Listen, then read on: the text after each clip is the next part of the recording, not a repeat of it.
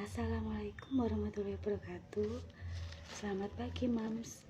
Hari ini saya akan membuat resep madu sama buah pir dan jahe untuk mengatasi batuk, pilek agar dahaknya bisa keluar. Kita spill ya Bunda.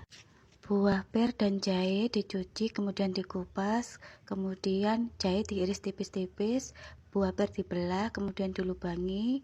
Madu dan jahe tersebut dimasukkan ke dalam buah pir, kemudian pir tersebut dikukus selama 15-30 menit. Sajikan dalam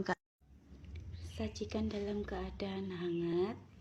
Kemudian kita buka pirnya tadi, kita ini yang ambil jahenya,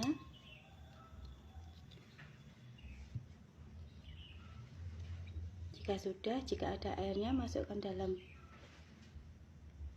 sendok, dituangkan ke sendok, diminum, dan buahnya bisa dinikmati dalam keadaan hangat. Selamat mencoba.